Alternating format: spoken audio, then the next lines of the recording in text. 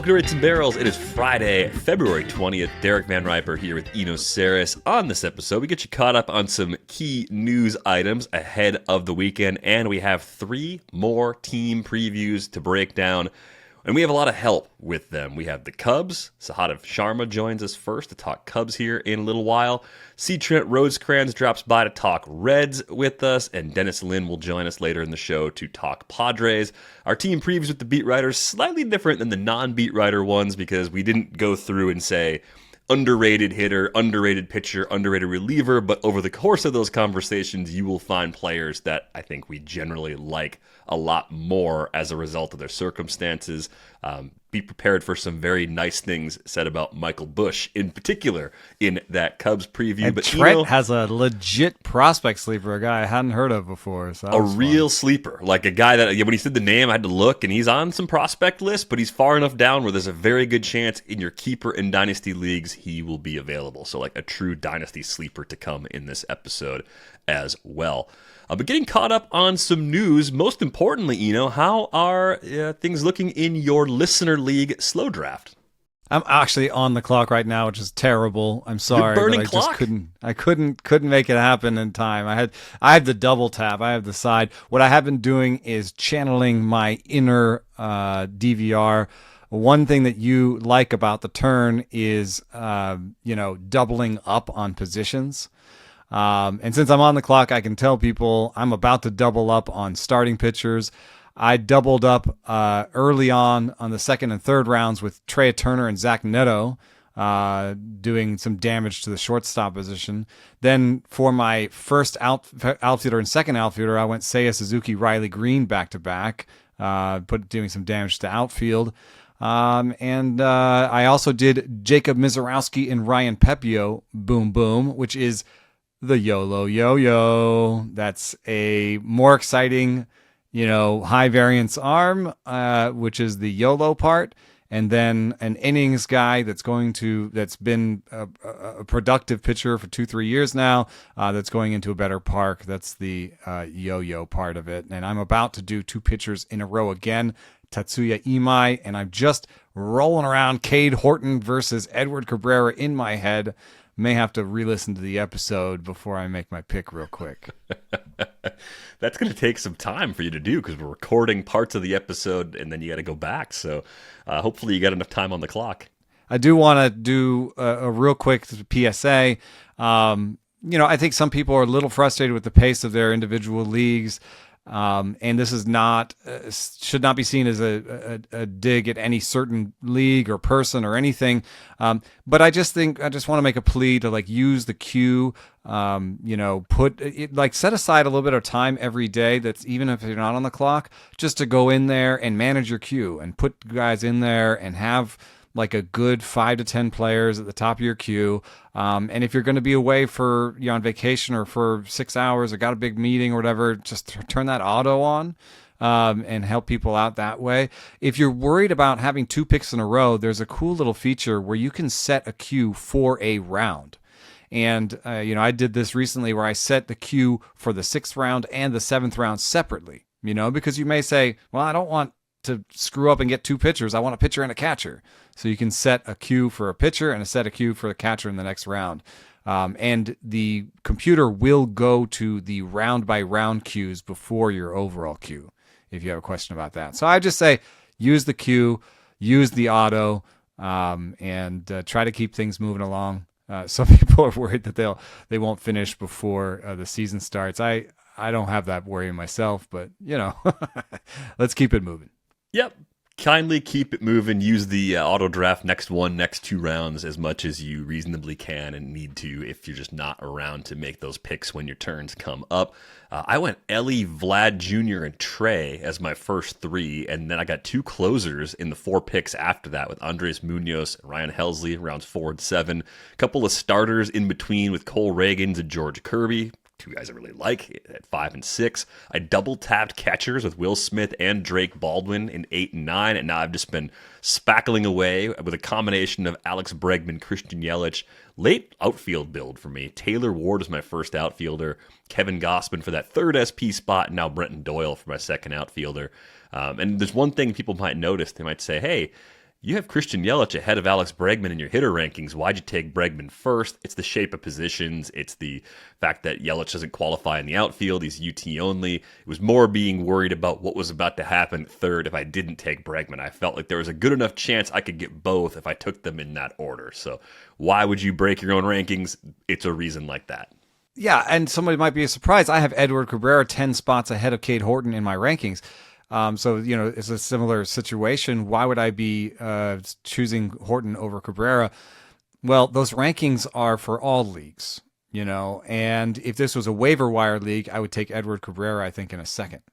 But this is not a waiver wire league, and I have to consider the fact that I want to have my top, 6 pitchers. I want them all year. I want to be able to choose from them. I want them in my lineup mostly all year. I want 5 guys in my lineup every year or 6 guys every week, and then I get to choose from the other guys to fill in. Every time a pitcher goes down, I'm going down further in my depth. So, I don't think it's crazy to say Cade Horton's going to throw more innings than Edward Cabrera this year. I'm pretty sure of that. So seems likely. If I had to pick a side on that one, yeah, I would have higher expectations for Horton given Cabrera's history of arm injuries. But yeah, it's interesting the Cubs starting rotation, which we do talk a lot about in this episode, is lumped very close together by ADP. You end up having to make a choice of how you like probably their top 3 starters against each other if you're looking for pitching in that range. All right, some injury news to get to. Jordan Westburg, who was dealing with an oblique injury previously, actually needed a PRP injection because he's got a tear in his UCL in his elbow. He's going to be out at least through the end of April, possibly longer. I was thinking about it just from his value perspective. I liked Westburg before we knew he had an oblique problem, and I liked him even more before we knew this elbow problem was an issue. I think he's almost off my board in smaller leagues. Like if you're a league 12 or fewer teams and you don't have IL spots, 1 month ordinarily for a really good player, you could deal with that absence in a non-IL league, but we don't know if it's going to be longer than that. Could be all season. There's definitely an ominous longer term concern here with Westburg. So I've just really dialed back my expectations. Once the hitter rankings get a refresh, he's going to take a big tumble just inside the top 100 before all this news broke, probably well outside the top 200 once I make some adjustments. I got a question about him, how far should Jackson Holliday and him drop? I mean, with Jackson Holliday, at least it was an issue that got fixed by surgery. It's just a question of how long it takes him to get online. So, Jackson Holliday is dropping a little bit. We're in the 16th round. He's available. I could take him, but I'm looking at my staff right now. And I've got Albies and the 2 shortstops at MI. I feel like I don't want to invest in MI right now. But with Westburg, I'm feeling Westburg's pain right now. I fell while running today and I'm broken up all over. I got raspberries on my hands and my knees. I also stuck my hand in scalding water, my right hand fully in scalding water last night. So my right hand is the little ginger all the way around. I just feel like snake bit right now. So I want to say, Jordan Westburg, my heart goes out to you. It has been a rough couple of years in terms of injuries. I don't know what the deal is. I don't know, I guess Kobe Mayo, I think, gets into this, and also Blaze Alexander, at least a couple of weeks at the beginning of the season, if Jackson Holliday is going to miss time. Yeah, I think Blaze Alexander just has very temporary value in really deep leagues, but I think Mayo's the guy that you start thinking about as maybe being the longer term, winner as a result of Westburg's time missed. Mayo has experience playing third base. If you're talking about at least a month of regular playing time, that at least puts him on the bottom of your roster. He could be a temporary corner infielder. And I think the previous ADP for February Draft Champions Leagues was outside the top 400 overall. So that's going to move up a little bit, given the power that Mayo has shown really throughout his professional career, and given that he should be the primary option at third base. I imagine they'd play him over Blaze, right? I mean, Kobe Mayo's at least really interesting. Yeah, but if Holliday misses opening day, then yeah, they'll both play while Holiday's out too. But I just think if Blaze Alexander's versatile, but I think they're going to give Mayo a really fair crack at some regular duty, given the needs on the left side of the infield. about Blaze and Mayo is that Blaze is right-handed, and so is Kobe Mayo. So there's no natural platoon situation there. Just comes down to who you think is better, I guess, when you're trying to evaluate playing time. But I will say Kobe Mayo would be my choice there. A couple of banged up relievers, not a ton to worry about in the first case. Riley O'Brien has a mild calf strain. I just think the news connected to that is he won't get a chance to pitch in the World Baseball Classic. He was going to be part of the South Korean team for the tournament, but now just going to get a little bit of rest, probably be a little slow getting into Grapefruit League games. But for a reliever, I'm not going to worry about this unless 2 or 3 weeks from now he's still not pitching in games, right? He's got a little extra window to be actually ready for the season. And I assume Riley O'Brien's still your favorite for saves in St. Louis?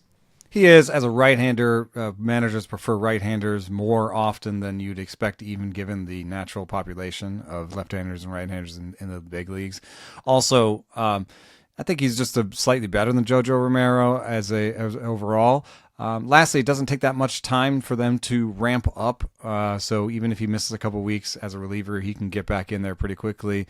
One little note, Matt Swanson is a really exciting young pitcher in the Cardinals' pen, and I kind of expect him to be the next closer for the Cardinals.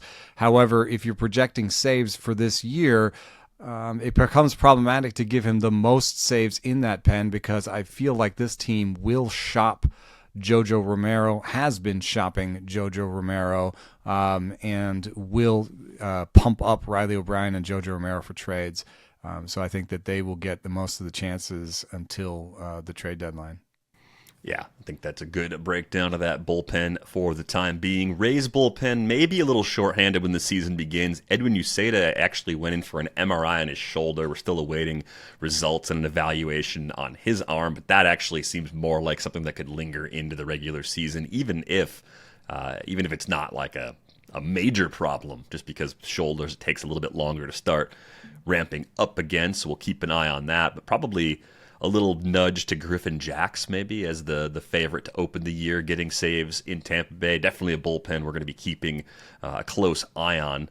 And the other Rays news is that Chandler Simpson is slowed right now with a hamstring injury. Not ideal given that he brings a ton of value with his speed, so he's going to miss at least a few Grapefruit League games as we start seeing spring games on our TV. Such a great time of year, getting some baseball back on the screens.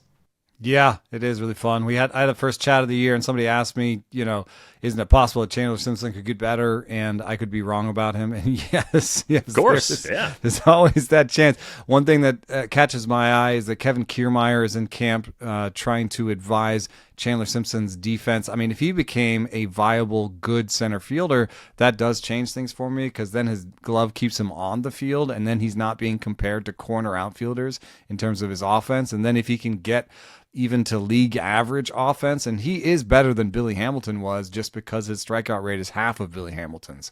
So if he can just be a guy who puts the ball in play a ton, gets to a 90, 95, maybe 100 WRC plus, and plays good defense in center, I'll be wrong. But right now, the defense doesn't look good. The projections are more for like an 80, 85 WRC plus, and there's still some questions about what he is as a player overall.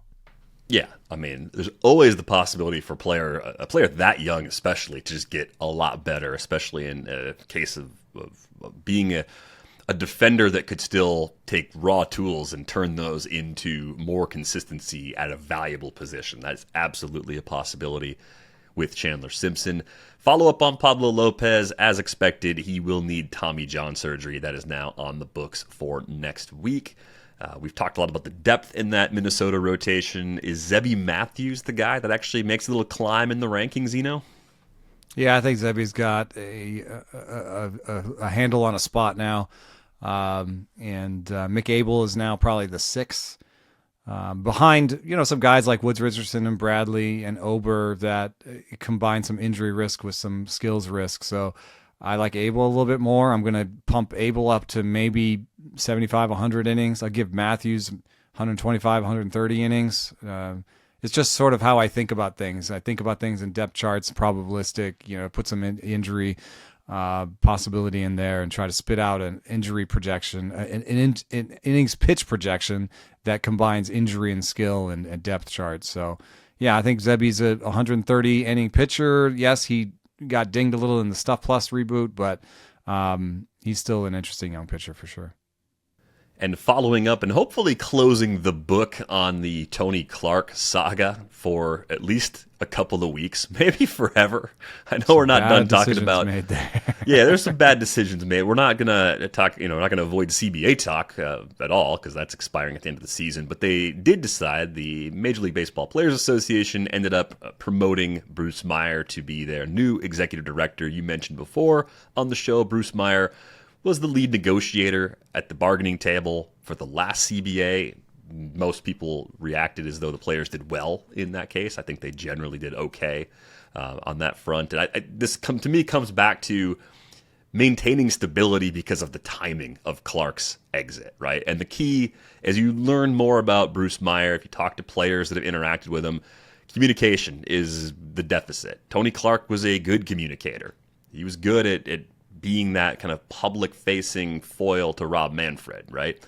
And that's where Meyer, I think, is more of a question mark based on how things have gone in the past. So very curious to see how they can proceed with the messaging and if the MLBPA can change the narrative a little bit around the state of the game over the course of the year. Yeah, I feel like the owners are winning the messaging battle right now in terms of what the conversation is around the coming CBA and baseball's parity issues. And so, I think it'll be really important for them to bring on a secondary leader in that where communication is a strength, and that somebody that can go out there and, as silly as it sounds, put together some slogans and some quotable quips, like I'm thinking of it can't be Boris, but, somebody like Boris would actually be great, because he says those silly things and then people repeat them and they laugh about them and they stick, so if there can just be somebody that can give us, some mantras and some slogans, some, manipulate the media in a way that can communicate well and put out some ideas out there that leave Meyer as the lead negotiator, basically, and as the dogged negotiator that he is, and have somebody that that steps into the lead communicator role. I think there'd be two messages I'd be trying to hammer from that side that might actually resonate with people. I mean, get something out there about how long major league teams control a player after drafting them. That is unlike any other sport on the planet. The years of control is absurd. Where else between the minor league time where you don't have to be on a 40-man roster to then the 6 years of service time it takes to reach free agency? What other sport can you have a decade or more where you're stuck in the same organization without a choice of where you're going to play? I'd also emphasize maybe that to some degree competitive balance it's an ownership problem. Maybe it's a full sport-wide problem, but it could be an ownership problem that they solve on their own. There are many tools that they have in their toolbox when it comes to revenue sharing, TV money sharing, giving revenue sharing more teeth, anything like that. There's all sorts of tools that don't require a salary cap. So the focusing really hard on fetishizing the salary cap seems to be maybe short-sighted when there are other tools that could lend themselves to better use. I think there's some hope in the fact that there's this huge TV deal coming in 2028 that requires basically to have as many teams as possible on the maybe all the teams, to sell all the teams' rights as one. That sort of possibility then means that all of the teams are sharing all of the TV money. And I think that could go a long way towards funding smaller market teams to spend more on their in free agency, if that's something that is a priority for you as a fan. Yeah, I think the other thing you could try to hammer is just the disparity between the big free agent deals people see and get upset about versus the number of players that play on the league minimum. The pre-arbitration The players. median salary is the minimum. That is a weird problem. I would try to emphasize that. That might resonate with some folks out there too. I realize that you have to get over the hurdle of the league minimum being a number that the average person will never see in a year, but you have to find a way to get the casual fan to be like, yeah, this is this is a bad deal. This needs work. The players should ask for these things to be changed. So that's what I hope they can pull off over the course of this year. We'll see if they're able to accomplish it with Bruce Meyer taking over the role of Tony Clark. All right, today we begin our team previews with the Cubs, and to do it, Sahadev Sharma joins us. Sahadev, thank you so much for making some time for us today. Of course, thanks for having me. This Cubs team is very interesting, well projected, and it was a fun offseason in some ways because they did bring in Alex Bregman after losing Kyle Tucker, basically making a big trade-off with the former Astros in the process. Otherwise, it was a lot of shuffling around the edges of the roster. Tyler Austin's in, Justin Turner's out. You get Chas McCormick there now as a depth outfielder. No more Willie Castro, no more John Birdie. But before we started recording, we were saying this is one of those teams that's a little bit easy to figure out from a playing time perspective in the position player group, because for the most part, they want to have a group of everyday players. Are there any spots that you see as somewhat up for grabs where playing time is still TBD? I mean, I wouldn't say playing time is still TBD. It's really the bench. How do you fill out the bench? Is it McCormick as your fourth outfielder? Is it Kevin Alcantara? Is it Dylan Carlson? Is there someone that, is Matt, where's Matt Shaw going to get his at bats is probably the biggest question of the position player group. And then also, look, these guys all like to play a lot, but they also have a manager that likes to give rest. I think, it was very telling. We asked Dansby Swanson this was a Cubs convention. Someone asked is it nice to have Matt Shaw on the bench so you have someone you can trust to give you a breather or give you guys time off? And Swanson looked at him like, have you been talking to counsel? Like what's going to like, no, we don't want days off. Like Bregman, Nico, all these guys, they kind of like, they bristle at the idea of like days off. No, don't suggest that to us. Stop bringing that up. They don't want days off. Craig Counsell will find days off. And the reality is they didn't have a good bench last year. They thought it was better than what it was the previous year. It wasn't. It just was not productive. Justin Turner was fine if you put a lefty on the mound. That's about it. Like even when they traded for Willie Castro, really struggled in a part-time role with the Cubs. John Birdie was not I can't even remember how long he was there, but he wasn't productive. Just not a lot of production from the bench. So, they have really good starters. Those guys aren't all going to start 162. The other thing you have to keep in mind is that position player group was remarkably healthy last year. They keep bringing it up. Jed Hoyer, Craig Counsell, they bring it up a lot. They want contingency plans. Matt Shaw is still on this roster and not traded away because he's really good depth. If you lose a second baseman, if you lose a third baseman, even if you lose an outfielder right now, he's probably the one that's going to get a lot of starts. He's pretty solid, especially with that second half. Gold Glove finalist, showed what he could do, and he's we're a year removed from him being like a consensus top 30 prospect, and I feel like he's only gotten better. So yeah, they that position player group, you're just not gonna. They need to stay healthy, obviously, and there's no concern yet, but baseball is going to baseball, so you just never know. But yeah, they like that position player group a lot. They did bring in Tyler Austin on a little deal. I don't know if that means that like he makes the roster. That's a small enough deal that they could decide not to, bring him north, I guess. But I look at him and there are these comments that like, oh yeah, Michael Busch will play mostly every day and we want to see him against lefties, but you brought in Tyler Austin. I guess what I'm asking is Moises Ballesteros going to make this team, or are they going to try to keep DH open to kind of put Austin in there, put Shaw in there, put Suzuki in there, and kind of use that as part of their half day off routine? I wouldn't say he's a lock. He's not here yet. He's having visa troubles. We talked to Craig Counsell on Thursday, I believe. That's today when we're recording. But I believe this is the latest update was that they were hopeful that he'd be there this weekend. So he could, when someone's listening to this, he could have arrived by then. But that's the hope. Saturday or Sunday. Council has been pretty adamant that that's not setting him back in any way. If it's much longer than that, then now we're talking about like, does this hurt his buildup or anything like that, or chance to make the roster? I think he has a really good shot. He made the playoff roster last year. He raked in September when Kyle Tucker was struggling with the calf injury. They really like him. Could they use that option? Could they utilize that option? Absolutely. If some guys rake and look really good in spring training, and you don't want to lose one of those non-roster invites, because a lot of these guys will opt out, and you may not be able to keep depth. Craig Counsell loves depth. You want to keep it around as long as you can. So if you have to send a guy down, like, options can work against a guy. Like, Counsell's kind of he's pretty honest about that. Throw out a random reliever like Porter Hodge. Does he have a chance to make this team? Absolutely.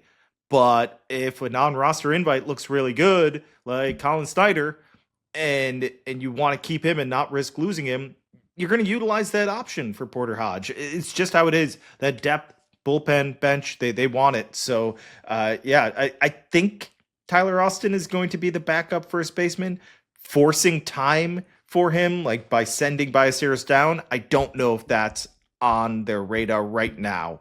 I do know that they think Ballesteros will mash at the highest level, like really hit.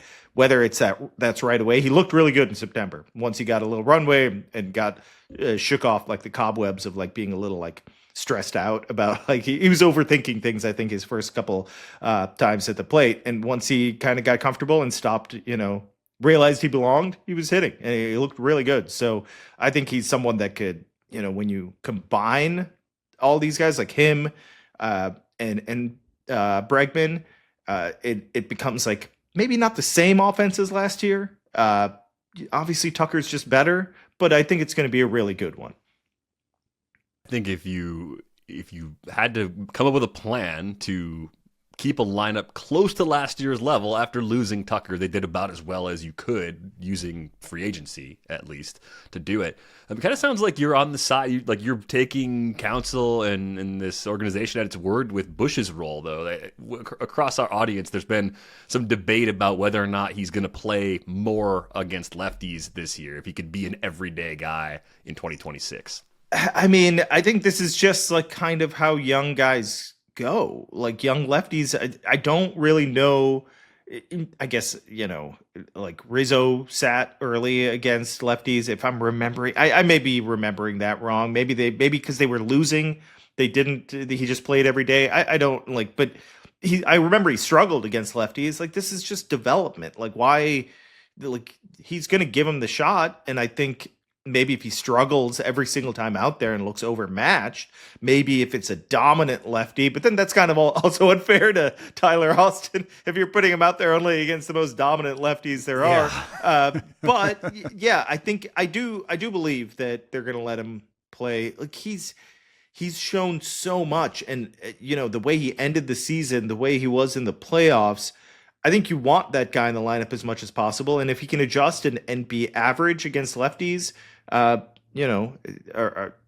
unless they really feel like Tyler Austin, like he goes out there and shows like every single time you put Tyler Austin out there against a lefty, he rakes, then maybe, you take that into consideration. But then, you have other options. You're like, wouldn't you sit Ballesteros over? That's what I'm saying. He's younger. He's like Bush last year. He's like, It's, if he's, you would just sit the other lefty, the younger lefty. Yeah, right. So I think he's going to I think he is going to get a shot. Now, if he just looks like, this, he can't handle it for some reason, I'd be surprised if that's the case. I think Michael Bush is going to be fine. Like, I'm almost like not paying attention to Michael Bush because he's so, like, I'm so convinced that like what we saw, maybe not like what we saw in the playoffs, is going to be like permanent. Like, that was otherworldly, obviously, but I just think he's one of the best first basemen, like offensively and frankly defensively too. He's a great defensive first baseman. Like, I think he's one of the best all around first basemen in the game. I understand he gets dinged because he sits against lefties. I just don't. I just think he's really good, and I think he will be fine in that role. I like it. Breaking through, taking on that larger role.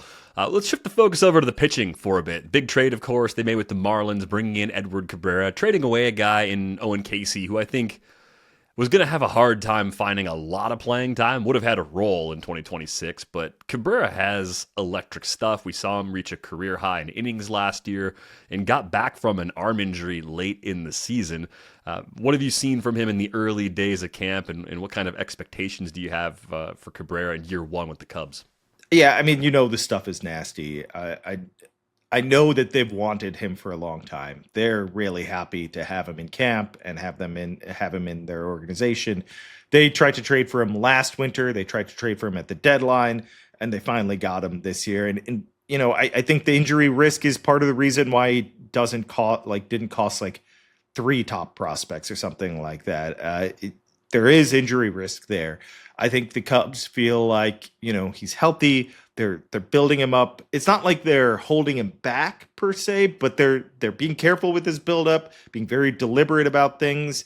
He threw a live BP the other day. I don't think he's restricted in any way, but they're really monitoring these things. They monitor everyone. I mean, Eno's written about all this stuff. Like the wearables are crazy. Like I was just talking to their pitching coach about like everything that they measure now, and it's wild to me how like they put these things on the catapult on when they start the day. They're measuring, like they see when they're playing catch with the football for fun, and they like told them like, because you guys did that for 20 minutes yesterday, we got to ramp down tomorrow, and you guys can't, like, we got to skip some things because you guys, your workload is a little elevated. That's Dr. Mike's son right there. Yeah. The director of fatigue.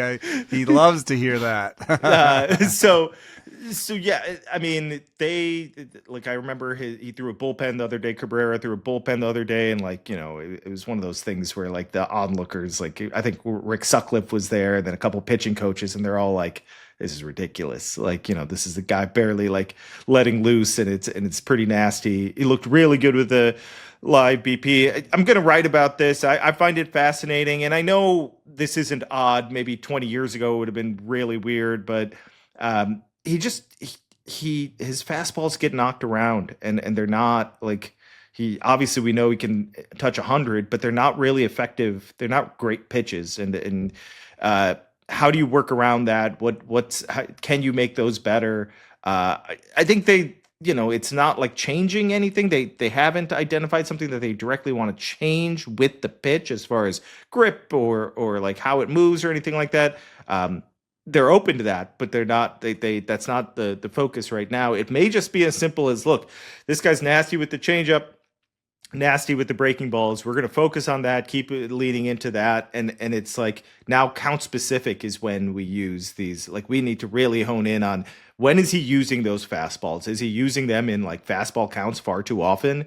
Is he always going to it like he falls behind 2-0, and that's why the fastball is always getting hammered because he just keeps using it in the obvious fastball counts?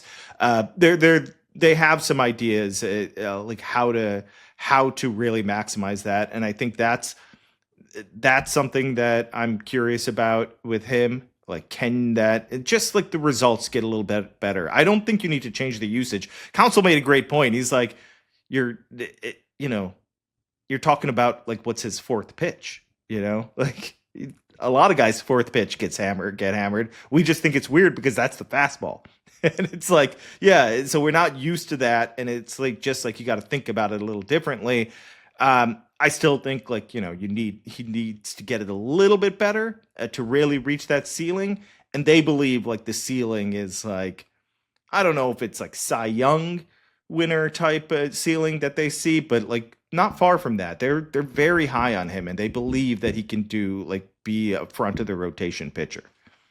One of the things that might surprise people about the Stuff Plus model is that the previous fastball mix or your fastball mix is a feature in the model. And what that's trying to be a nod to is to try to say like Adam Ottavino's four seam performs really well because everyone expects the sinker. And so, he's got the arm slot for a sinker. And so if you just looked at his four seam just on shape alone, and that's what you might expect from Stuff Plus is just the shape alone, then you would say Adam Ottavino's four seamer stinks.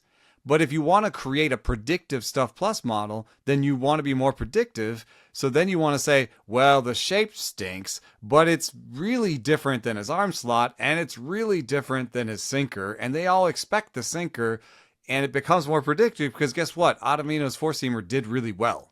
Right. And it did really well because he threw it 5% of the time or 10% of the time, and they always expected the sinker. So I think that there's could be something in there for Cabrera where it's like, could you, improve the four seam just a little bit, back to where it was? Could you find some of what you used to have at the four seam, new arm slot? I think that new arm slot, they see the sinker, they expect that. Can you play with that? And now they expect the sinker in the 2-0 count, but you give them the four seam, Yeah. Like, can he play around with, that? That's there's a lot of that going around modern baseball with, 3 fastballs or whatever. Something I just learned today was he hasn't thrown a sinker yet in camp, like in any of his bullpens or live BP. They're really focusing that doesn't mean that that's what's going to happen in the regular season. I'm just saying But that could be that might say that's what they're thinking. Like if we can just work on the four seam early, then you bring in the sinker. Yeah. Yeah. So they're working on stuff there. I need to go back through my tape to really remember exactly all the things that they're doing, but they're working on these things. They're not ignoring it and just saying like he's a changeup breaking ball guy. Yeah. Another fascinating thing to me is that, Justin Steele is going to join this rotation. I mean, I think this thing will probably work itself out. Tyon hasn't been the picture of health. Boyder's older, all these guys, anybody could catch a hammy or whatever. But, if there were 5 healthy guys, would they just maybe go to a 6, or what do you think would happen? I think it's a good question that I feel like I just defer to what you just said. Like these things have a way of figuring themselves out. Like, I don't know who's going to be like, what if someone's really struggling? What if someone's banged up? What if they just need 2 weeks of 6-man? What if he comes back? What if they time it so he comes back where they're on a 14-day stretch or something like that, where they don't have a bunch of off days. Absolutely. Like these guys, I mean, you guys know this, they don't really follow the 4-day break for these guys anymore, 4 days rest. It's not what they do anymore. Like Council is big on 5 days rest. There's a lot of teams like that, but I think Council was one of the ones early on that was pretty adamant about like, this is better. So it would be like a shady 6-man where Colin Ray is like taking some spot starts to give guys extra days. And like you don't like the days of 5 guys starting all season long are just gone. Right. So you need more than 5 anyway. Justin Steele is not going to sit in the minors or I'm not move to the bullpen. Yeah. No, I understand. You get that. I'm just saying like they have to find a way to get him in there. What's his timing? He's on pace, I think, to like a normal rehab from this from this surgery and normal recovery from this surgery. Whether they don't want to give a date, but I think he'd say like he could be ready by May. I think like June is probably more realistic. They're not being specific about it. They're being very careful about not giving target dates. But I think May or June would be like a reasonable, assumption of when he comes back. Right now, where like he's just throwing, like he's not even throwing like breaking balls in his bullpen. He's throwing them off flat ground. But he's not doing that in his bullpens. He is throwing bullpens, but they're not breaking ball. There's no breaking balls in them. So I think it's still we got like weeks more of that. Like that's what I think the latest update was today, and Council basically said like a couple more weeks of doing that. So that's what he's doing right now. So, they're not pushing this. I think if they were shorthanded, he could come back earlier. I just don't think they want to rush it. And like, I go back to Sandy Alcantara last year, and I think that was like unnecessary. And you look at what happened and how he performed, he probably needed another month or 2 of just like taking it easy and like a slower ramp up. I think they have that luxury. They're really deep. Is it everybody's an ace? No, but like they have guys that, you know, if guys go down, like these are solid depth choices that they have, and they feel good about that. So why push him? Why rush him? If suddenly there's a rash of injuries, sure, and he's ready to go, maybe you make a different decision. But I think, you know, late May, early June is what I would think. And it's tough for me to speculate who gets moved out, because there's no real reason to say like this guy is the logical choice. There's nobody like that. So it's hard to say right now. Do you think people are underrating Shota Imanaga because of the injury last year? I mean, before that hamstring injury, he looked a lot more like the guy we saw in 2024. And it just seemed like even after he came back into the playoffs, he never got quite right. Is that a fair observation from afar? Yeah, I think he kind of looked at maybe it'll end up being a good thing in the long run, because he had never failed in the big leagues. It was a lot of, you know, just this is the way I do things and this is what works and it's working. Why change it? And there's no reason to change it. Like that was the right mentality. Why mess with a good thing? I think, you know, he kind of looked at this offseason as an opportunity to like, okay, I am healthy now. Like, how do I attack this to stay healthy? And what did go awry? I do think that not everyone was thrilled with the rehab, both sides. That's not saying like Shota didn't attack it properly. I don't think it went as anyone hoped. And that when he came back, I don't think he was hurt, but I think sometimes when in your head you think you're like, what happens if I really let loose? Am I going to re-injure myself? His velo didn't. It was like there were times when he was at like sitting like 88, 89. Yeah. He threw a live BP today. I heard he was 92, 93 during that live BP. Good. Now that's like 2 innings worth. You have to like it's a good sign for whatever the date is, February 19th. But it's also like you have to remember that's 2 innings. So that the hope is he's sitting 92, 93 for 6-7 innings in you know, May and June. That's what you hope that means. You don't want to take too much away from that, because it's a smaller sample. It's a tiny, you know, 40 pitches or whatever. He threw 30 pitches. So but yes, I do think there's something to be said for the fact that he was probably not, I don't want to say he wasn't 100%, but he just maybe wasn't letting loose. He wasn't moving the way he normally does. And these injuries, these lower half injuries, can impact pitchers. It takes a little while. And I think he attacked the offseason, got stronger, like maintained his body in a different way.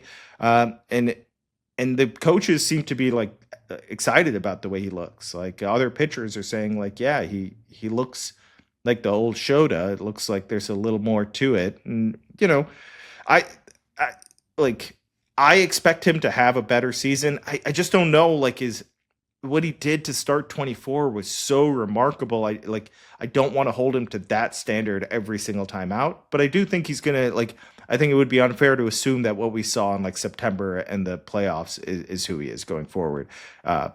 You know, a good 3 is on a playoff team. Like if he does that, you're looking at a really good staff, assuming these other guys stay healthy and are effective. I guess the last question is, you know, just real quick, you know, to finish this up, the bullpen looks good. I like Palencia, you know, who doesn't like 100-mile-an-hour stinkers, but you know, he's grabbed some body parts from the past. You know, I don't actually see an obvious. I guess if maybe Hunter Harvey's healthy, he's got kind of closerish stuff. But a lot of the acquisitions they made this year, and this is actually just a little side comment. The Cubs in general seem to really like to shop in just under the most expensive area, you know, and even in the relief area, they get these Maton and you know Pierce. Was it not Pierce Johnson this year? Who else did they do that? They did these little. They got deals. Jacob Webb. Jacob Webb. But the kind of 2-year, $10 million deals, Maton, you know, they didn't get any. They didn't get Helsley even for a bigger deal. No. So But even on the position player side, like Suzuki, Swanson, Bregman, these are expensive deals, and I'm not trying to say that they cheap out, but they didn't get Tucker. They didn't do the most expensive deals, and they've stayed away, and they've been really successful doing that. But the flip side of this in the bullpen is I don't really see an obvious, oh yeah, that guy will be the closer if Palencia goes down. I'm not sure who to circle. Yeah, well, first of all, I'll say that Palencia, like, he came into camp last year in great shape. I think he looks better. And like I've talked to some guys, like other pitchers and some of the coaches who are like, he looks ridiculous in bullpens right now. So like you have to feel good about that. But yes, like, you never know with relievers. I never feel confident about any reliever coming into a season. I think they're like, one person told me, like, look, if Hunter Harvey's healthy, he is going to be awesome. Like, he will be awesome. They don't have any doubt in their mind that if he's good, if he's not grabbing his shoulder or oblique or whatever, he is going to be a really good reliever. I think that would, assuming health, he's the number one option. After that, it's Maton. I think it has to be. I don't know where else you go. I guess the wild card would be Porter Hodge. If there's a month or 2 months of struggles from these guys, I wouldn't be shocked if Porter Hodge has a nasty season again. I mean, he was the closer entering last season.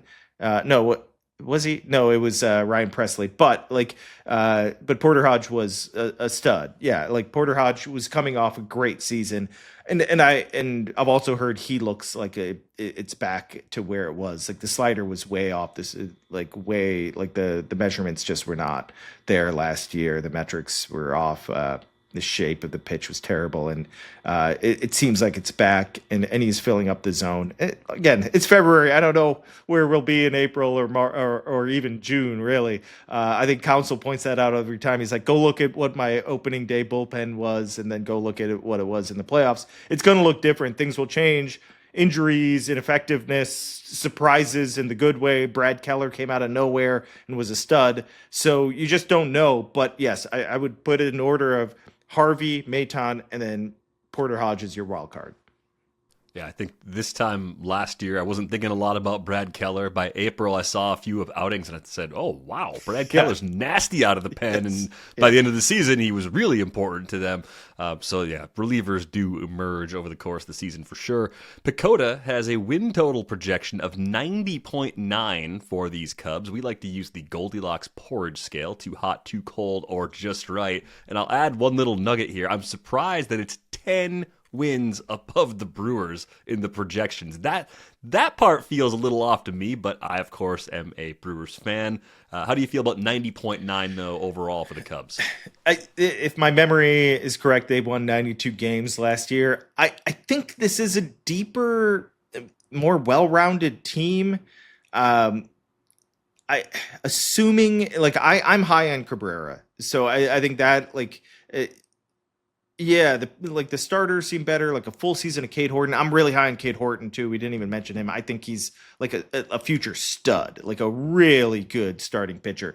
I think they'll go, I think it's going to be slightly higher than that, but that's an aggressive, I don't love projections that are like 90 plus because it just it worries me. But I do think they're going to be like a 93 to 95 win team. And I agree with you. Look, I doubted the Brewers for years. And the past 4 or 5 years, I've just stopped. I've said, I don't know. I don't care who they trade away. I don't care who leaves in free agency. They'll figure it out. They can trade everyone and just play a bunch of kids. And for some reason, it'll work because they have the secret sauce. That's the front office that everyone should be wondering, what are they doing? How do we copy it? I'm just always impressed. Every year it's someone new, someone different. You trade away your best starter, you trade away, lose your key infielder in free agency. It just doesn't seem to matter. And the system's getting better and better. I really like that Brewers team, that organization, I should say. So whatever, if they're 81 wins projected, I'll give them 5, 6, 7 more wins. They're not going away. I don't care. Yeah, I think the division is going to be airtight. Throwing an off-season grade out there, I think it's at least a B for the Cubs. I mean, like, yeah, you lost Tucker, but I would agree with you guys. I think the rotation's better, good balance across the bullpen, plenty of quality arms there, top to bottom, one of the better lineups in the National League. So really, overall, a job well done. Sahadev, we appreciate all the time and the insight. We look forward to catching up with you again later on this season. Yeah, thanks, man. Thanks for having me on, guys. Our team preview series rolls on, and we are going to talk about the Cincinnati Reds. And to do that, we bring in our buddy Trent Rosecrans from The Athletic. Trent, thank you so much for joining us and bringing a taste of Arizona to our show. Yeah, nothing says Arizona quite like a strip mall. There's plenty of them out here. I like Arizona, but there's a lot of strip malls. This one has free Wi-Fi. It's like a giant checkerboard. A giant checkerboard of strip malls surrounded by baseball parks and golf courses. Yep. Every other one has a Starbucks, Jersey Mike's, whatever else, and they're all kind of the same. I also like Arizona. I'm actually not taking a shot at it in this case. So let's talk about the Reds. From a snapshot point of view, kind of an interesting offseason. They reunite with Eugenio Suarez. They bring in a couple of outfielders that we could see in some kind of platoon with J.J. Bleday and Dane Myers. Out, Austin Hayes, Miguel Andujar, Santiago Espinal. As we start looking at this core group of hitters, do we have a clear-cut 5 everyday guys? Obviously, Ellie, everyday guy. He's a fixture. Suarez probably brought in for a role like that. But who rounds that group out? TJ Friedl, leadoff guy. TJ's been a good leadoff guy, solid. He's under Terry Francona. They've said, okay, no, we trust you against lefties. You're going to be there pretty much every day. Noelvi Marte is going to be pretty much a right fielder every day. So that's center field and right field. Second base, Matt McClain's going to be there every day. Shortstop, Ellie De La Cruz. Third base, Ke'Bryan Hayes. First and left are really where it gets interesting. Tyler Stevenson and Jose Trevino, that catching duo with Trevino probably getting more starts than most backups just because he's so valuable defensively. And, he had a nice little run hitting there for a while. So, they feel pretty comfortable. It's really only like left field and first base. And, Sal Stewart is here. And he looks like a different person. His face is so much skinnier. He's probably lost like 25, 30 pounds. He is svelte. He is moving well. He's really kind of looking good. And we know he can hit. That's never been the question with Sal Stewart it's never been, will he hit? He's going to hit. It was the question where he's going to play. And, he legitimately can play first, second, and maybe third. And that's going to be some stability. We shall see. But then, Nathaniel Lowe comes in, and that's a guy who fits in so well because this is such a right-handed lineup. And when you have Nathaniel Lowe in there, you have a little left-handed pop. You have a former Gold Glove first baseman. You have some good things to like there. He's on a non-roster invitee, which is kind of nuts. But it's an interesting mix. It's an interesting add to the mix. And then there's Spencer Steer. And they see Spencer Steer is playing most days, but probably first, second, left. Yeah, and he's probably behind a couple other guys at third base. Yeah, that's interesting. You just named 3 guys, and you're like, they're going to play mostly at first base. yeah. I mean, Lowe, we'll see if he makes the team. I think he will, but I haven't seen that much of him. So that maybe pushes a guy like Bleday. Bleday has options, and so that's important. So does Will Benson. And so, I think there's going to be an interesting competition for left-handed bat, and maybe it's not position dependent, but it's left-handed bat. That's like Lowe versus Bleday to an extent. They don't play the same position, but Michael Toglia is in camp. He's a switch hitter, so they have some guys who, if they would have gotten them last year at this time, you would have been really excited about. But, after down 2025s and those three guys. I like Steer. I think he's got a great two-strike approach, and I think just give him left or something and figure out first or something. I don't know. I think that's what it could be, and the question then is, how do you get Sal Stewart's bat in there? Because they really believe in Sal Stewart's bat. And with Ke'Bryan Hayes at third, they of course believe in his glove because, well, it's as good as there is. And so then you're kind of running out of spots. If you see Noelvi Marte is pretty much your everyday right fielder, he is also going to get some play in center, which could be interesting. Marte. Yeah. He's looking really good. I mean, the thing with Marte is he's a lot more athletic than he looks. He's a really good athlete. I mean, if you look at the speed scores, he's one of their faster players. And so I think they like just the ability of him to run around. TJ Friedl gets some work in left, so if you're going to go with an all left-handed outfield or something else, or well, not all left-handed because they don't have that many left-handed outfielders, but like that's going to be part of the equation too. So Marte they're really high on, as they should be. Sal Stewart, and then coming. I know that you didn't ask this, and this is way off the radar, but man, everybody in camp, all the players are talking about Hector Rodriguez. Whoa. Nice. Tell me something about Hector Rodriguez. Hector Rodriguez, he started in Double-A last year, then went up to Triple-A. The kid can hit. He can really, really hit. He's got to really work on his strike zone awareness and when he doesn't swing, because there's no swing and miss in his bat. It's all swing and hit.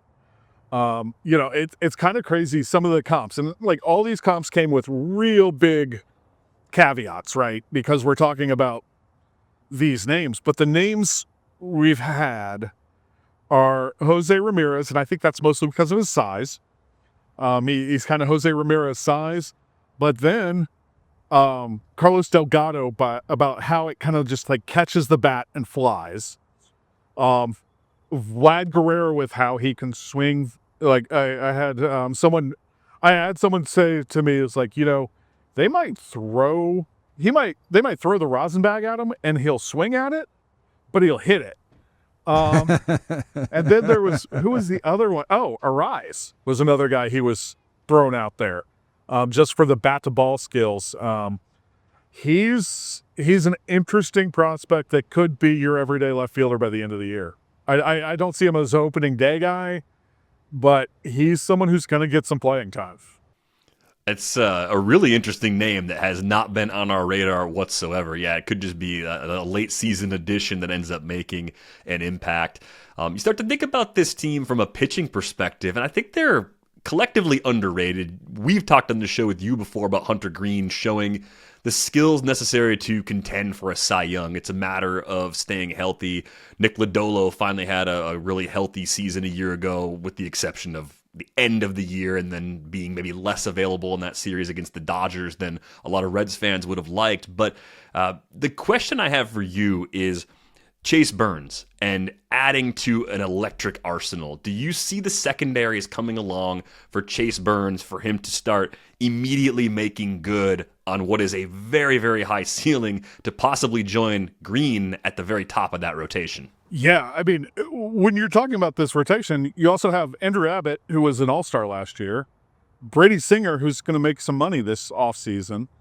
And so then you're talking about, okay, these other guys. But Chase Burns is the one who could be, there's a dream scenario this year. Like, would you want to face Hunter Green and Chase Burns 1-2 in a playoff series? That's especially like the like a wild card series, a 3-game series, and you start with those two guys, and you have Lodolo, Rhett Lauder.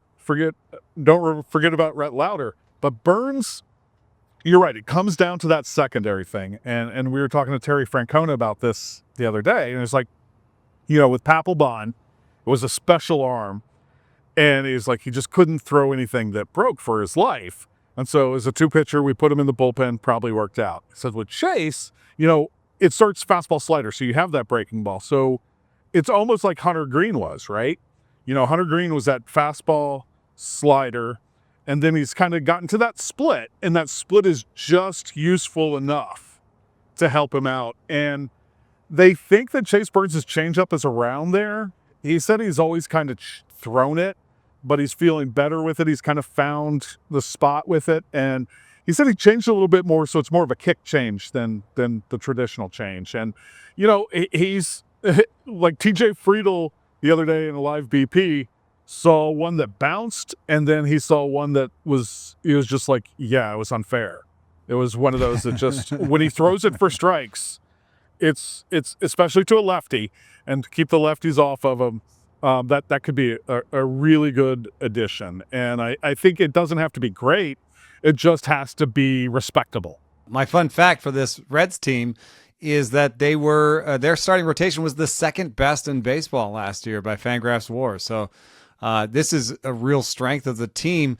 There might have been some good health outcomes like Lodolo. That was maybe some of the most innings he's ever put together. Hunter didn't have a full season. What does the depth look like? You mentioned Rhett Lauder, but he barely pitched at all last year.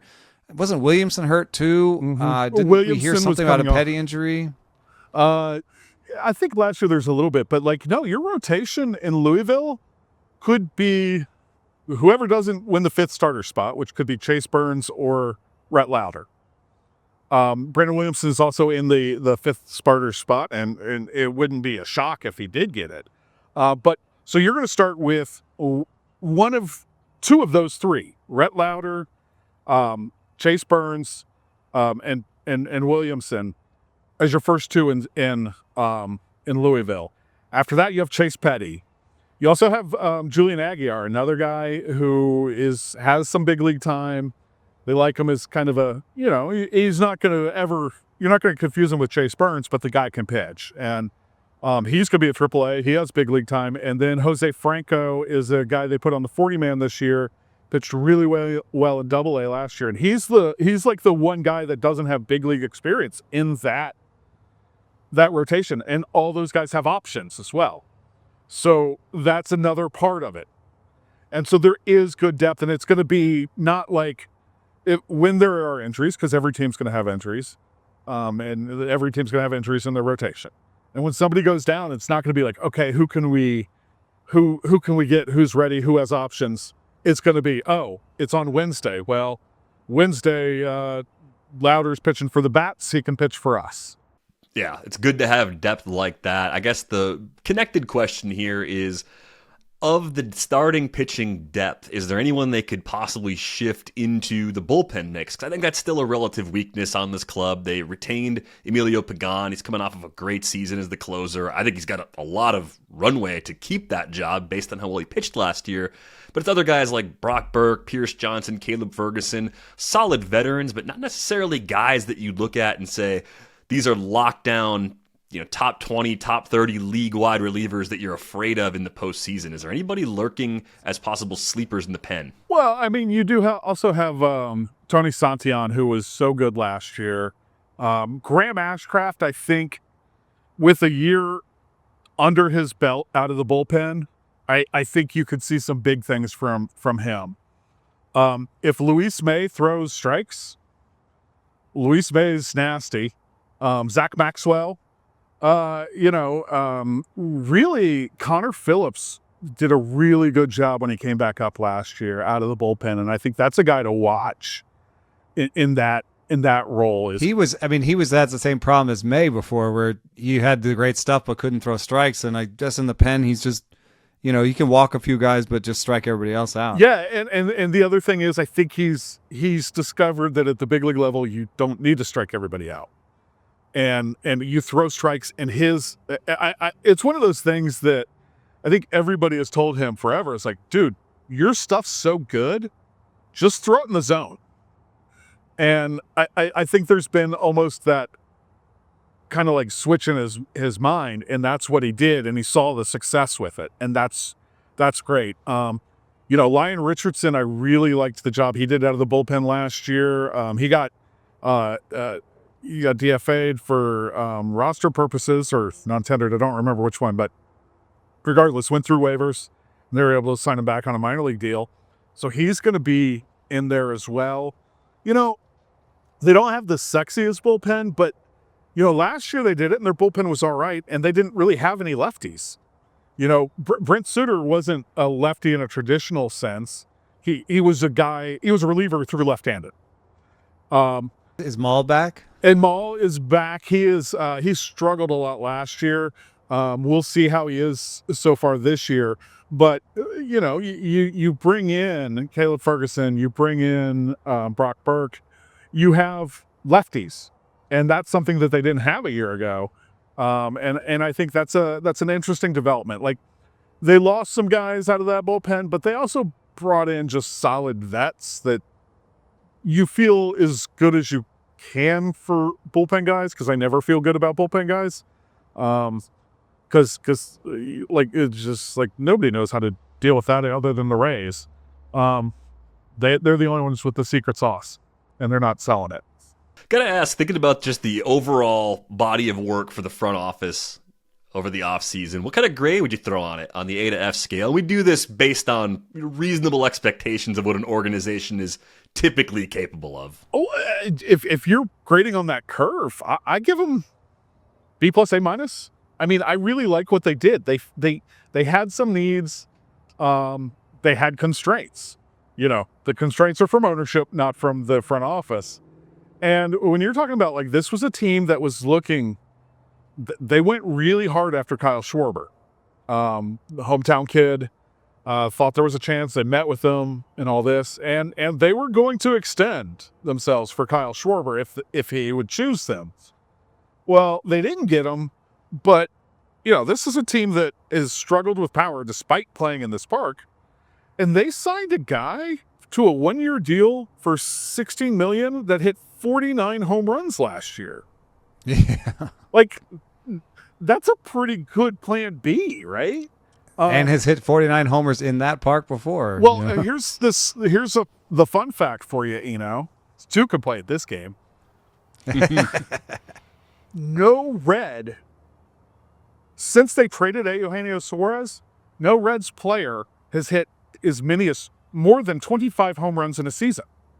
Playing at Great American Ballpark. And 2022, which was, or 21, I'm sorry, was Eugenio's bad year that got him as a throw-in to the Mariners deal with Jesse Winker. He hit 31 home runs that year. Nick Castellanos had, I think, 35, and Joey had 36. So, like, it's been since Nick Castellanos, Joey Votto, and Eugenio Suarez. That's a different generation of Reds teams. That's the last time they had anybody hit 25, which in today's game is not that much. What did Gino have at the All-Star break last year? More than that, I think. He's rolling. Yeah. I mean, he's a streaky guy, but the other thing is Gino is, you could tell. Last year, a lot of people said, oh, there's such a different vibe in camp because of Tito. And I thought there was some, but I didn't think it was that big a deal. This year, everybody comes in.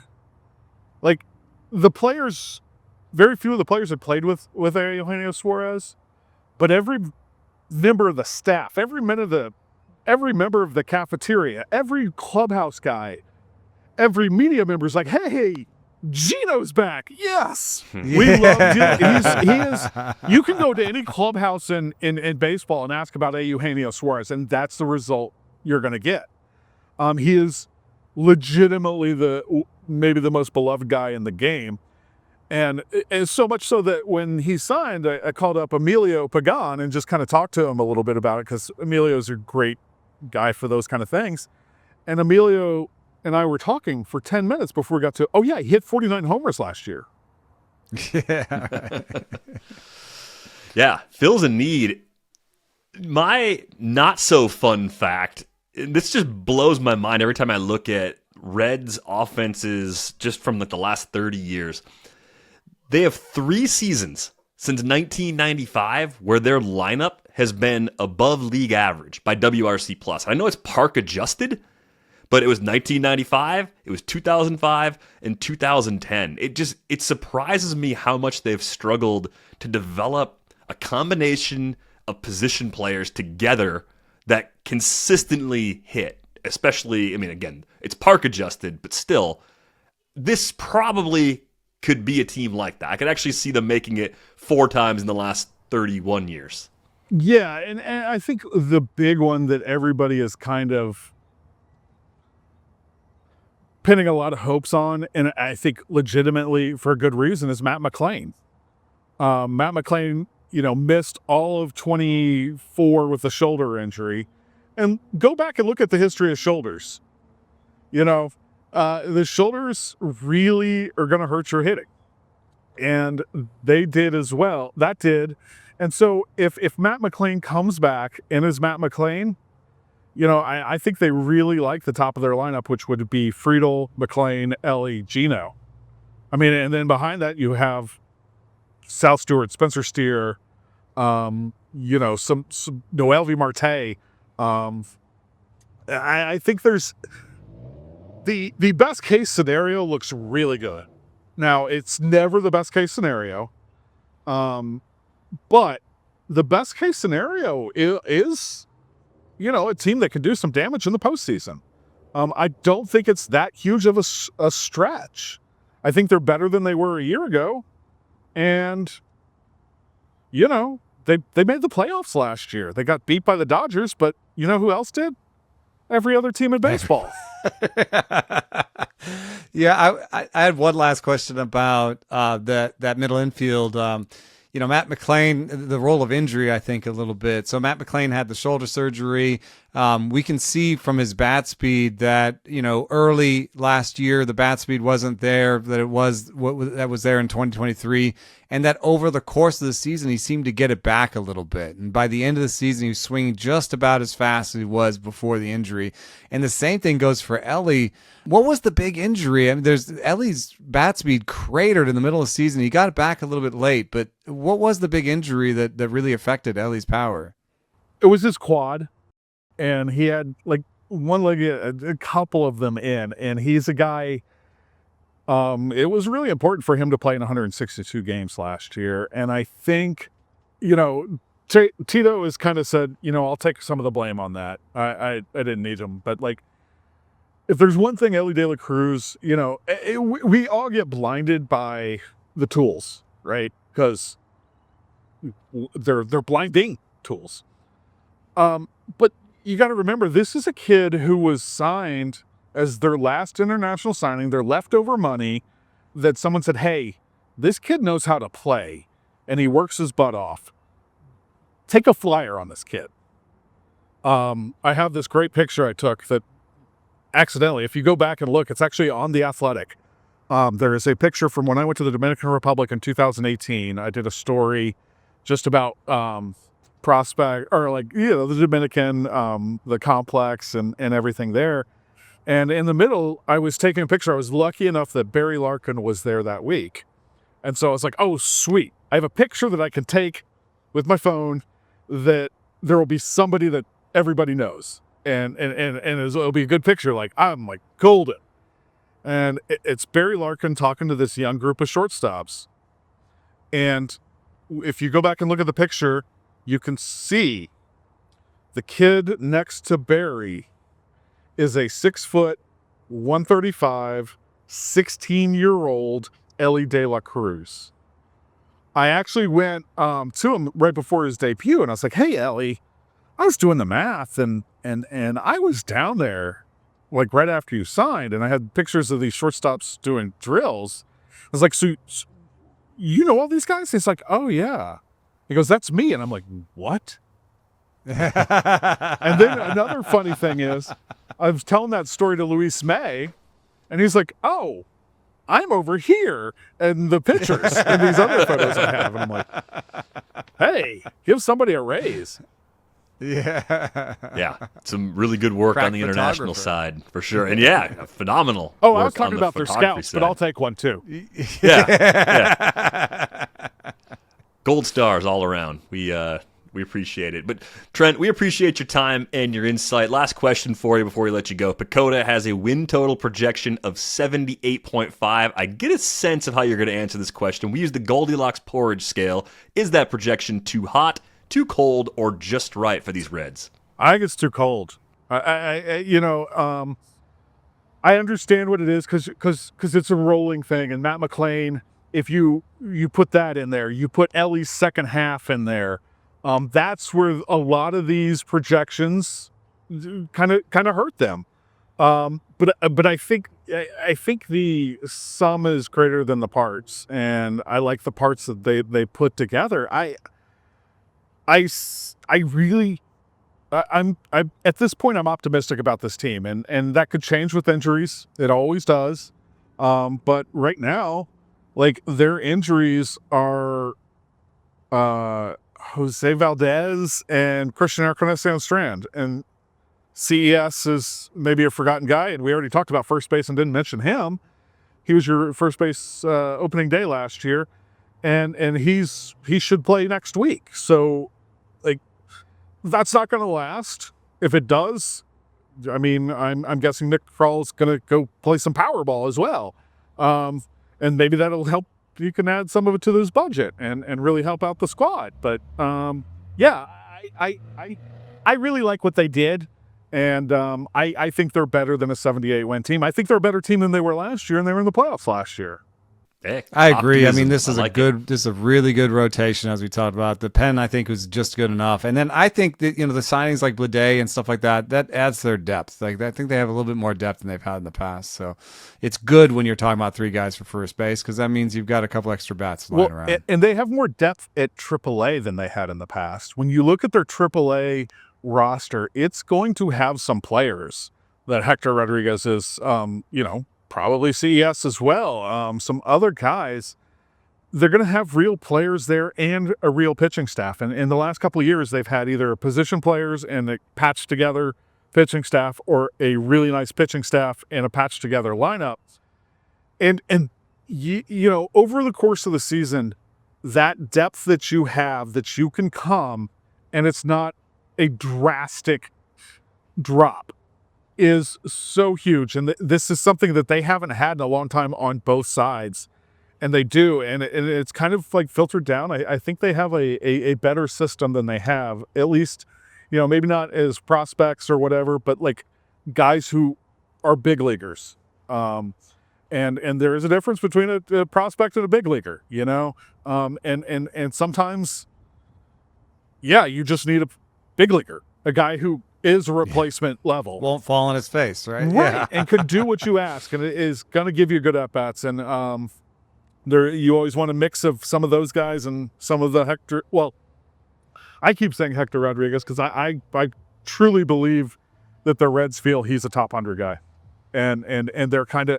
I think if you had their internal prospect list, he would be. I think Keith has him the highest at 5th, and they might see him around where Keith does. Hey, we love deep sleepers on this show. And Trent, we appreciate your time and your insight. I think we asked for 15 minutes and you gave us 30. So I just want generous shut with up. your time as always. No, it's good stuff. We appreciate you, and enjoy the sunshine down there. All righty, yeah, it's sunny. Although this morning I sent a screenshot. It was cold. It was 10 degrees warmer in Cincinnati than in Goodyear this morning. Oh, that's not what you want to see. I mean, it's great if you're back home in Cincinnati, but it's not good if you're out there in Arizona. Yeah, I'm all right. I've got a little insulation on me. All right. That's Trent Rosecrans, our great beat writer, covering the Reds here at The Athletic. Well, it's never a dull moment covering the Padres, and to get the latest on this roster and some expectations for 2026, we are checking in with Dennis Lin. He covers the Padres for The Athletic. Dennis, thank you so much for making some time for us today. Yeah, no problem. Thanks for having me. I feel like every time you join our show, we are looking somewhat into the future. It's either trade deadline, end of season, spring training, and we're trying to forecast the future. And the short-term future always looks okay, and we're always wondering, how is A.J. Preller going to stick the landing? And is A.J. Preller going to be the one who has to stick the landing? And at least now, we finally have an answer to that latter question. Like, it's going to be A.J. Preller who eventually has to untangle the mess of contracts for this organization. But short term, yet again, he's put some interesting things together, right? You take a look at some of the guys that they've brought in. Nick Castellanos, most notably, in recent weeks. Miguel Andujar. Did they find enough in this core group to balance out the stars at the top of the roster? As you look up and down the lineup, how do you feel about the position player group now compared to where it was even just 6 weeks ago? Well, first of all, I would say yes. Preller finally has some, I guess, added job security with the recent extension. But I think, do you know how many years it's for? They don't always say. Yeah, they have not said, and he does not want it out there. So that's another interesting layer to all this. But I would just say, there's still some uncertainty about not only his future, but the future of the organization with the team up for sale. I would expect someone new is going to be owning the team at some point this year. So they could decide not to keep him and to maybe just buy him out or let him go to another team, say next year. Yeah, it could be a 1-year extension. Yeah, it could be for all we know. But I think just the main point is he is as win now as ever, which is why he's trying to make the most out of his very obviously limited budget. But I think Andujar and Castellanos and some of these recent additions, to get back to the original question, do give the team a lot more maybe optionality, even though some of those pieces are still a little bit awkward. I mean, Andujar, Castellanos, not great first baseman. Castellanos has never played the position. So we'll see there. But in terms of left-right balance, I think the lineup's got a little more pop now, a little more optionality again, and then the rotation has more options. So whether those options are going to pan out or be any good or replacement level, we'll find out. But they can definitely feel better about the number of bodies they have. And this is Preller just, trying to work with the restrictions he has, and we will see if it works out. The last 2 seasons, he has some pretty strict ones, and they did work out in the end because they made the playoffs.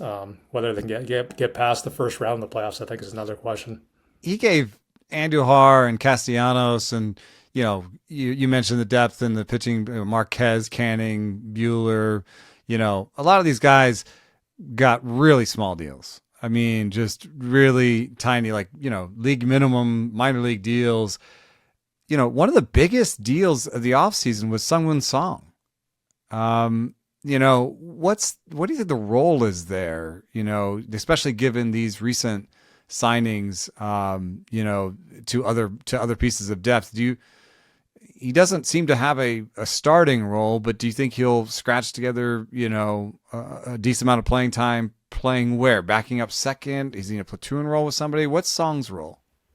Yeah, it's really interesting because even a few years ago, this guy was not on, maybe even 2 years ago, this guy was not on any really major league radars as far as scouting goes, because just look at his numbers in the KBO, and then you take the transitive property or whatever you want to call it from the KBO to the majors, and the numbers were not pretty. Then I guess he remade his body and just got a lot more, athletic, got more aggressive pulling the ball.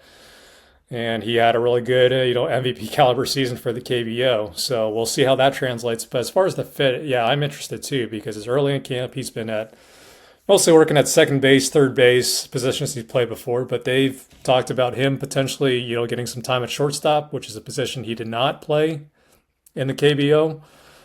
Because right now, I think if the season supposedly had a pretty good glove, right? Like that defense was part of the package. Not at short, but that, at least he had a glove.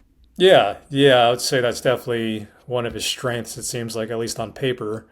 But if the season were to start today, I think Jay Cronenworth would be their main backup at shortstop. So if he can add that versatility somewhere down the road, maybe that helps him, stick in the majors. But for now, I think, second, third, backup, kind of that utility type. Maybe eventually he sees some time in left field, although, they have Castellanos for that too now. It's not the most... easily. Could he push Cronenworth back to first? I think he would really have to prove that the bat, translates right away. And we've seen the track record of these guys.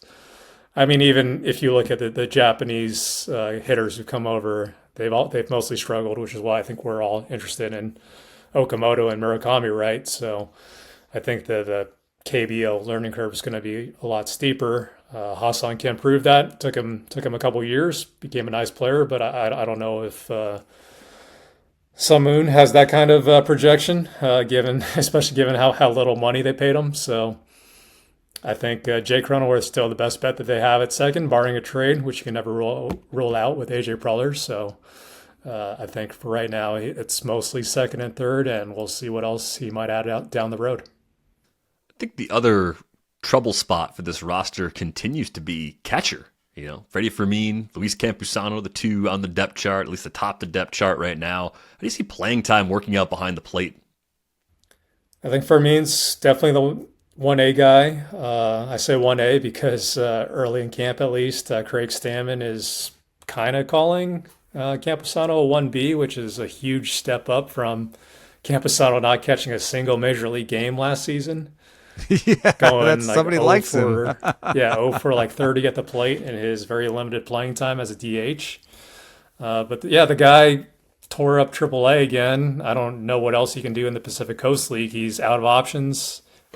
Again, Stammen seems like maybe the first Padres manager to really give him a really strong public vote of confidence. So I think they're finally going to see what they have here. And if it doesn't work out, maybe even the first half, then maybe they just finally move on from this very long time experiment that's, been frustrating for both sides, not only the Padres, but Campusano, because, if he were in another organization, maybe he wouldn't gotten this chance earlier. And then we can all see whether he can really catch at the major league level or not. But that's never been his strong suit. The defense, it's always been the bat. So he's really going to have to hit. The more consistent playing time would obviously help there.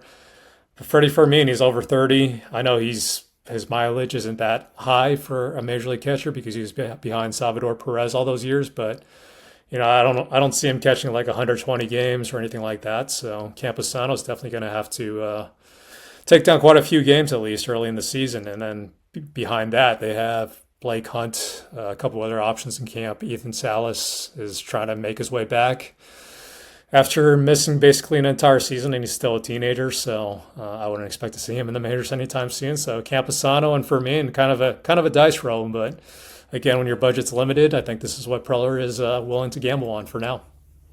To finish up the hitters, I think I just have this is a question for me. I want this question answered for my teams.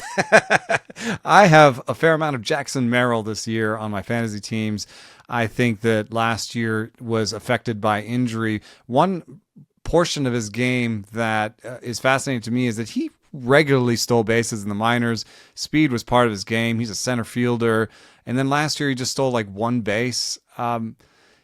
Do you see him regaining that? What were the early injuries for Jackson last year? Were they to the legs? What do you think the buzz is around how Jackson feels this year? And I know I'm not asking you how many bases he's going to steal. I am asking you that, but what do you think about Jackson Merrill this year? No, yeah, I think it was totally injury related. He had this early hamstring injury last season, and then when he came back, he pretty much stopped running. I mean, he was still pretty quick, but he wasn't running, of course, the extent that he was as a rookie. So yes, I would expect him this year, another year older, stronger, faster, perhaps, that you would see him maybe shoot for that 20 stolen base mark. He'll always tell you he doesn't have these specific goals in mind, but I think for a guy with his skill set, a 2020 season is what the Padres are hoping for. Maybe even more so on the power side, because they're, as everyone knows, they were not a power team at all last season. So I don't know if you're going to expect much more than 27 home runs or whatever Manny Machado hit last year. Xander Bogaerts at this point in his career, probably not a 25 home run guy. It's Tatis and Merrill. Tatis and Merrill. Merrill. Two guys that got to hit more homers. And Castellanos, because I don't think first base is going to be his carrying tool. So Merrill's really, in my opinion, kind of the linchpin of all this, because if he really kind of takes off in year 3, I think this can be really competitive offense. And if not, I think you're going to have a lot of the same concerns as last year, because last year they did not hit for power. They kind of just had to rely on their pitching, especially the bullpen, to carry them through games. And that's kind of a tough way to live when you're in the same division as the Dodgers. working under the constraints, as you mentioned before. I mean, they were able to retain Michael King, even though he hit the market this winter. But of course, they lost Dylan Cease, lost Robert Suarez. So key losses really in the rotation and in the bullpen. In the bullpen, we know Mason Miller is the guy. Like, he's the closer. But the rotation is kind of wide open in the back, especially with some of the veterans they brought in the last couple of weeks. And what do you make of, let's just kind of start at the top. I mean, King coming off of the injuries last year, is he completely healthy this spring? Can we expect some kind of bounce back closer to what we saw from him in 2024? He had a really weird injury that I don't know has been really documented before in baseball. I'm sure someone else has had it, but I haven't seen it. He had a long thoracic nerve issue that kind of sapped the strength in his shoulder. So that doesn't sound great, right? Especially with a guy with his injury history. So yeah, they're hopeful. Like, there's no limitations this offseason, is full go. But as far as workload goes, I think they'll just have to wait and see how he feels, once he actually gets back into a season. And I don't know if you're expecting 180 innings, but someone in this rotation, probably Nick Pivetta, is going to have to do that, because Joe Musgrove's also coming back from injury, in his case, an entire year off. So King is a weird one. Musgrove, I mean, we're all aware of, Tommy John surgery and how that can be a little bit of a slow play coming back, but, he's full go. But yeah, King would really be the guy that they really need, right? Because they gave him, $75 million guaranteed, more like a 1-year deal with the opt-outs. But when you're going to spend, I guess, 90% of your offseason budget on one guy, and he's the guy, they need him to be right. And I guess by all indications he is, but he did not have much of a market for his services for like other 3-year deals. So that's why he's back in San Diego, and that's why there's still some risk. The contracts often give you a clue as to what's going to happen. Something like just something as silly as Randy Vasquez being out of options, or Walker Buehler minor league deal. Sears has an option. Like, how are they going to sort through German Marquez, Randy Vasquez, Griffin Canning, Walker Buehler? Do you know if there was anything in Walker Buehler's contract about letting him go, if like having a spring opt out, or whatever it is in terms of language in the contract about what his role might be, and if they can, is there anything beyond just sort of the options that can give us a clue as to what's going to happen in the back end of this rotation? I'm not sure about Buehler's exact case. I'm sure all these guys, including him, who have minor league deals or non-roster invites, do have some kind of provision, especially they're veterans. So I do think their options and the ability to opt out if you're on a non-roster deal, that's all going to be factored in, because they want to be able to keep these guys in the organization at least to start the season, to have that depth, if only at AAA. But yeah, I would expect that to be a huge factor, actually. So that sort of sounds like Sears might, like, out of no fault of his own, end up in the minors, and maybe somebody like a Canning ends up on the IL just to if he needs a little more time for the calf, and you end up with Vasquez and one of Marquez or Buehler, huh? I mean, Waldron has the options too, I think, or is he out of options? Waldron's actually out of options, so this is a really important spring for him. Canning, I would expect to open on the IL because he ruptured his Achilles tendon less than a year ago, so I think he could be back by May or before May even. But if you have the option to put him and say, Jason Adam coming back from a quad tendon injury, yeah, I think that was September, actually. I mean, he's pushing to be ready by opening day, but they'll probably put as many guys on the IL as they can just to preserve depth. Waldron could be like a long guy that's like chewing up innings. Yeah, or this could be, his last spring with the Padres. It's a really, again, crucial spring for him. But I think there's also the possibility that even though they have 4 off days in April, they could go with a 6-man rotation just to maybe carry one more of these guys and give Musgrove and King a little more chance to ease into the season. So there's a lot of questions here. And I think one of them is, who do you potentially push to the bullpen who's never really been a reliever before? Can German Marquez do that? Can Buehler can do that? But that's obviously not his preference here. But I think this roster is going to look a lot different in, say, May than it will look on opening day, because that's how many balls are up in the air right now.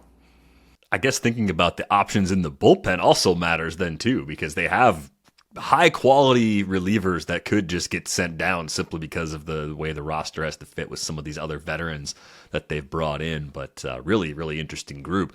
I wanted to ask you, we look at the PECOTA win total projections for every team for these previews. The Padres are projected to win 81 games. We use the Goldilocks porridge scale to assess that. Is it too hot? Is it too cold? Or is it just right for these Padres?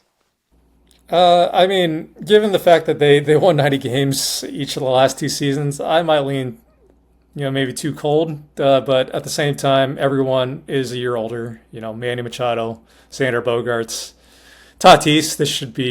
They're hoping this is the best year of his career. But those first 2 guys, that's a lot of eggs in 2 baskets, a lot of your budget. So maybe I'm not smart enough to understand how all these projections work. I know Eno probably is, but I think if you're projecting some decline from these older guys, and you don't have Yu Darvish, you don't have Dylan Cease. I know, and there's a lot of hating from Padres fans on Dylan Cease and kind of hoping that he doesn't live up to that contract in Toronto, but that's still a really tough guy to replace. If you don't give a lot of innings to the front end of the rotation, you give a lot of innings to the back end of the rotation. Exactly. Yeah. I think, if you thought, Dylan Cease 4.4 ERA or whatever was frustrating last year, I think you're also maybe discounting the fact that he did take the ball every single time. I think the guy's missed 1 start in his career, so that's tough to replace no matter how you slice it, especially when you have the question marks the Padres do at the back of the rotation and even some of the front with King and Musgrove. So yeah, I think maybe 81 is, I guess maybe I've talked myself into it being a pretty fair projection for right now, but last 2 years, again, the Padres showed they were able to somehow cobble it together at the end, especially. And another factor is Craig Stammen's never been a professional coach before, or a manager for that matter. So we'll see how that goes. So yeah, I think it's just start out like Vitello, dude. Yeah, I know everyone's talking about Vitello, but I guess because Stammen's so level-headed and he hasn't really called out the media for his prior interest in the job, maybe he gets a pass. But I just think there's a really wide range of outcome for this team, and probably have tunnel vision, but maybe as wide a range as any team in the majors. I tend to think it's too cold. I think they'll find a guy or two in that rotation. It seems a little too cold. I mean, I think the other thing that's interesting is giving them an off-season grade, because their situation was so unique. Like, I think relative to what he could do, AJ Preller did fine, but it's hard to say, yes, that's an A off season. To me, it's kind of like, hey, B minus, C plus, but I don't know if anybody was going to do a lot better than that given the circumstances.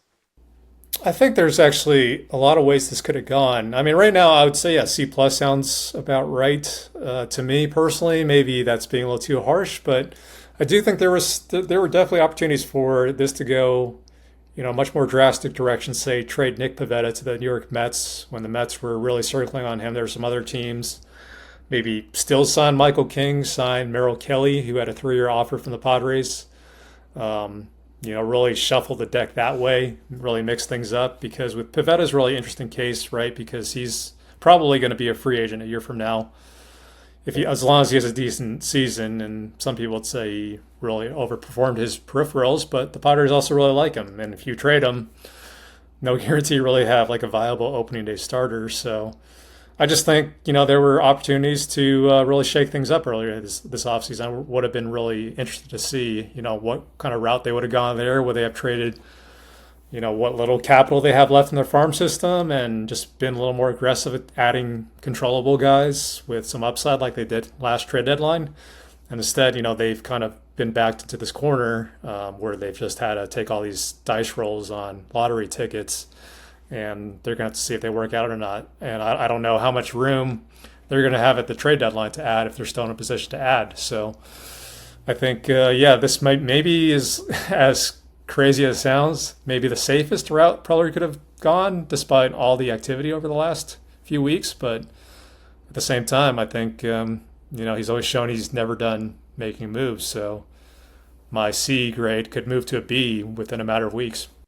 we can't give him better than a C+ because there were all these rumors that like there was the big thing coming. You remember? That was the winter meetings. Meetings, the big thing. The big thing never came. So, he did okay with the little pieces. And I do think that this is the beginning of what we've been talking about with you and just amongst ourselves about like the money on this roster is going to come to a crunch at some point, and it's you're starting to see how it can really limit somebody in the offseason, and as you mentioned at the deadline, because there's no place to go anymore, and nobody's going to trade for Manny's deal, nobody's going to take Xander's deal, and so if there was going to be a big deal, it was going to be Jackson or Fernando that was going to leave, and those are the two that we just decided are like the linchpins for whether or not this is going to be a good year or not. The only two that could improve theoretically. So I guess he just looked at his options and decided that the safe one was the right one for once. And on top of that, there's going to be something called a lockout next offseason. So is the new owner going to come in and spend a bunch of money right away, or are they even going to be able to bid on players when everything's frozen? So it's really interesting. So that's another reason why I think, despite this extension, this is as win now as Preller has ever been, and it's also as restricted as he's ever been. So. He doesn't have any prospects to trade at the deadline either. Really. Oh, he always has prospects to trade. There's probably some 10th rounder that he drafted last June or July, whatever the draft is now. That's on the block, and the guy doesn't even know. Somebody named Cale Fountain. Yeah, give him 3.5 months of playing pro ball, and suddenly they shoot up prospect lists, and they become much more tradable pieces for him. So you can't rule it out. It's been quiet now, so maybe it will be very loud at the trade deadline in that Padres front office. Dennis, we appreciate your time and your insight as always. We'll let you get back to coverage and enjoy the time in Arizona this spring. Sure. Thanks, guys. All right, great long episode for us on this Friday. You are headed to the ballpark for Stanford's opener. The college season actually got underway, I think, last weekend. We didn't really talk much about that. This is the home opener, Stanford home opener. So this is I have very little dancing Stanford or gear. Fencing? I have a fencing, Stanford nice. Fencing shirt, so I'm wearing my Stanford gear. I have like 3 pieces of Stanford gear, so I want to take my son. We're going to pick him up right from school in an hour or so and go right to the park. Hopefully the weather holds up. Hopefully Rintaro hits us a big homer. The big fella hit a homer. So far they're doing all right. They're not expected to be a great team this year, but maybe they can beat expectations. Yeah, I'm supporting them from afar. I think I've got maybe 3 or 4 pieces of Stanford gear too. My son was born over there, so like that, and then the neighbors in my apartment were actually on the football team. So I just think like the genuine lack of support for Stanford athletics, like in the greater population, maybe sort of adopt them as a second college team that I root for. So there you go. Yeah, their football team has been pretty bad recently. So yeah, I think my favorite bit from the fall is like obviously being in the ACC now and playing really really odd conference matchups as a result. It'd be like 10:30 here in the Midwest, and Stanford would have a home game against, I don't know, like Wake Forest or something. And I could drop the old "Wake up, babe! Stanford's up in the second quarter. Let's watch this game." And it's just. I've been going to some of the men's basketball games. They're surprisingly good this year. And so I saw a big matchup against Louisiana Lafayette. Yeah, there you go. That made no sense to me. That's non-conference. I saw them beat Louisville, and I was like, "This is That's weird." conference, right? Yeah, that's that conference right now. Game, I think Louisville's in the ACC with Stanford.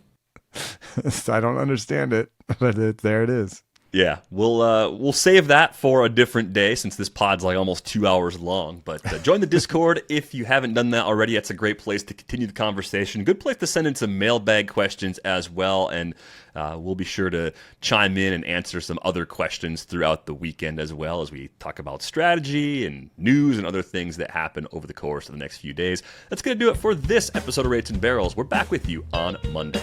Thanks for listening.